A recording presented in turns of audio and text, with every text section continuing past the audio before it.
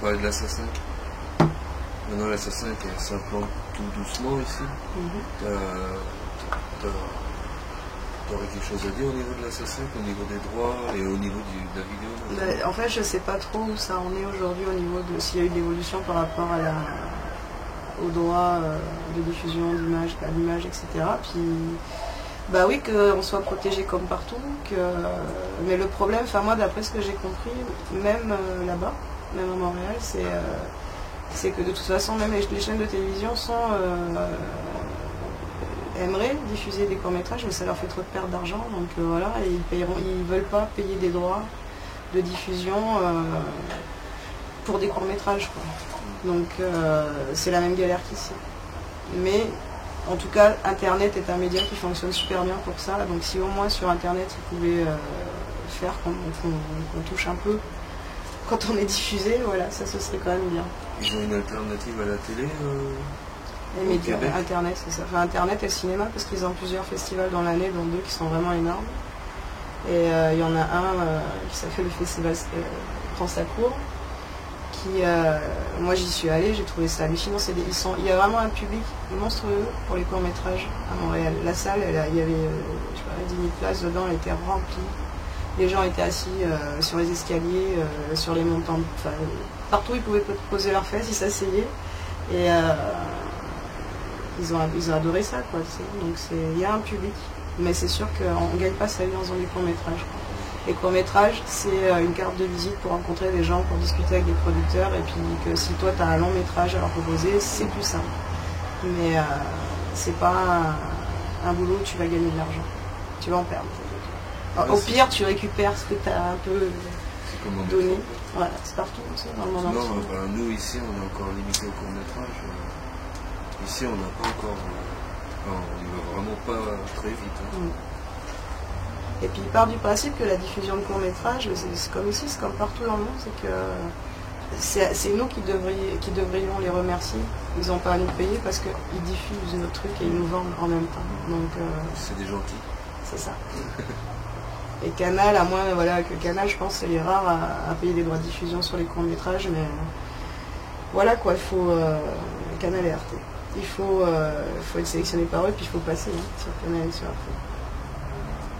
Les gens que tu as rencontrés, ils ont des goûts spécifiques au niveau du cinéma, des goûts précis? Là-bas, on était les 6 réalisateurs qu'on était dans notre session de réalisation. Parce qu'on était 16, donc il y avait 6 réalisateurs, 6 scénaristes et 4 producteurs étudiants. Et les goûts étaient variés, mais souvent ce qui prédomine c'est la comédie, quoi, ça c'est sûr. Comme partout, tout le monde préfère rire. Moi j'étais toujours celle que. Moi je t'ai qualifiée comme ici, un peu de psychopathe. Je rigole, mais non. Celle qui fait des films. Celle qui fait des films bizarres. Mais j'ai fait de la comédie aussi. Mon 3e projet c'est une comédie, puis finalement c'est pas mal. C'est bien de changer un peu de style. C'était que des Québécois? Alors on était que des Québécois, mais il y avait un étudiant norvégien en réalisation, il y avait une chinoise. Les Norvégiens, ils sont reconnus pour le cinéma pour être un peu lui, il avait un humour vraiment spécial, mais moi, j'aimais bien ce qu'il faisait. Et il était très doué. Mais tous, ils étaient doués à leur façon. Il y en avait une qui avait un style à Sofia Coppola, là, elle faisait des images à couper le souffle, mais on avait tous notre style.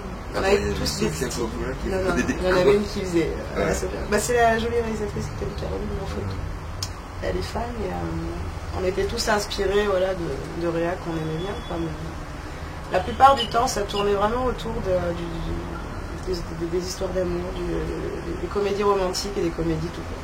Fleur bleue? Ouais, un petit peu. Ils sont romantiques à Montréal.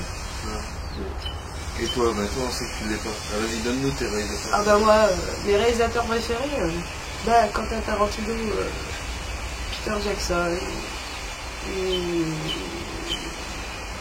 Et aussi tes films préférés? Attends, j'ai oublié 2 nanas, parce que moi, il y a ça que, je veux dire au monde entier qu'il y a 2 réalisatrices au monde entier sur le cri du Cagou. Des millions Des milliards de téléspectateurs comprendront qu'il faut faire du cinéma quand on est des femmes. Moi, il y a 2 réalisatrices que j'adore, dont une qui a gagné l'Oscar du meilleur film, jamais ça s'était fait auparavant, donc c'est Jane Campion, évidemment, qui est née en Nouvelle-Calédonie, que j'adore son cinéma. Et Catherine Bigelow, parce qu'elle fait des films d'action et je trouve que pour une femme, elle se démerde super bien. L'ex-femme à Cameron. L'ex-femme à Cameron, à qui il a soufflé le prix au Golden Globe. Ah.